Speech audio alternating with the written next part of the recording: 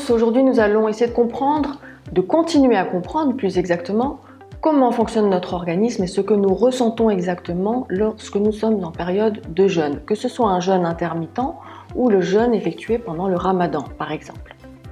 Avant toute chose, il est important de comprendre que toutes les études scientifiques qui sont effectuées au long terme ne l'ont été que sur des animaux.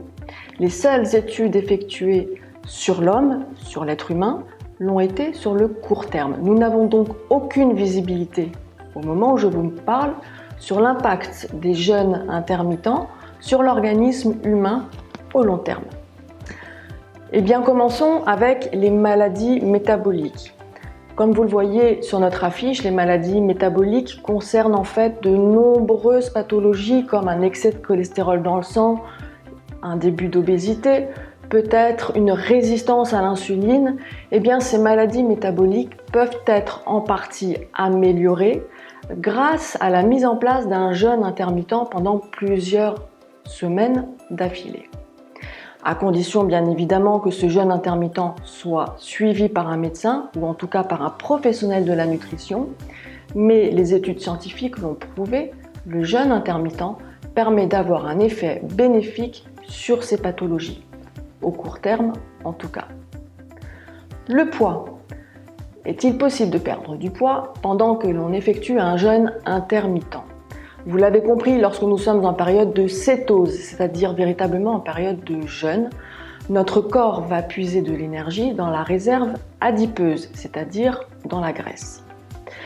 Donc vous me direz bien évidemment, oui, on perd du poids. Eh bien oui, bien sûr, nous perdons du poids. Notamment dans les 48 premières heures, il n'est pas rare d'arriver à perdre au moins 2 kg. Mais sachez que sur ces 2 kg perdus, 2 représentent en fait de la masse hydrique, de l'eau. Un seul kilo en fait est réellement perdu de la masse graisseuse. Pour perdre du poids, véritablement, il faut que le jeûne intermittent ait duré plus de 48 heures. D'autre part, il est important de savoir que notre corps, qui est alors en mode survie, va tout faire pour économiser ses forces et faire en sorte de pouvoir tenir le plus longtemps possible sans alimentation. Il ne sait pas quand vous lui redonnerez à manger, donc il va faire en sorte d'économiser vos forces. Vous allez donc avoir un battement de cœur qui va ralentir petit à petit. Vos organes vitaux fonctionneront parfaitement normalement, mais beaucoup plus lentement. Ainsi, votre métabolisme de base, qui représente une grande partie de votre besoin énergétique journalier, diminuera peu à peu, ce qui permettra de ralentir la perte de poids.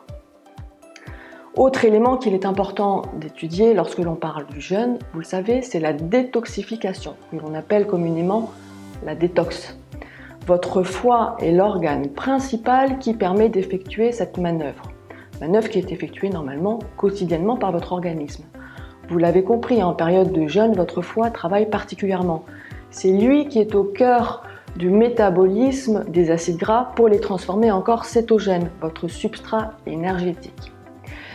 Votre foie fonctionne vite, il fonctionne très bien, il va donc être beaucoup sollicité. Alors oui, la détoxification fonctionnera très bien. À vous de l'encourager à fonctionner encore mieux en l'alimentant correctement pendant les ruptures de jeûne, bien sûr, en évitant de surcharger votre foie, notamment avec des additifs alimentaires, avec un excès de médicaments et notamment avec des produits sucrés. Et puis encouragez-le à se détoxifier encore mieux grâce à l'apport de boissons citronnées, sans sucre ajouté bien évidemment, et d'infusions à base d'artichaut et de radis noir. Autre élément qui est souvent posé lorsque l'on parle de jeûne, perd-on de la masse musculaire pendant que nous jeûnons ? Eh bien, je vais vous répondre en 3 parties. Lorsque nous jeûnons pour cause de Ramadan, non, la masse musculaire n'a pas le temps de fondre, la masse musculaire est sauvegardée, bien évidemment à condition de garder une alimentation saine pendant cette période.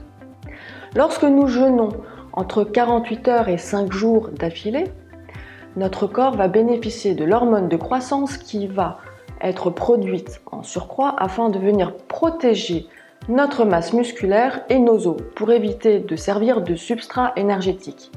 Mais au-delà de 6 jours de jeûne d'affilée, votre masse musculaire va commencer à fondre petit à petit, puisque votre tissu adipeux ne servira plus suffisamment de substrat énergétique. Enfin, vous me direz, et les diabétiques dans tout ça, peuvent-ils jeûner?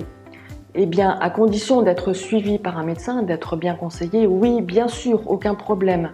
En revanche, sachez que le diabétique, par nature, ne parvient pas à réguler sa glycémie tout seul. Il devra donc être accompagné médicalement et bien conseillé afin que lors des ruptures de jeûne, il ait les bons réflexes alimentaires.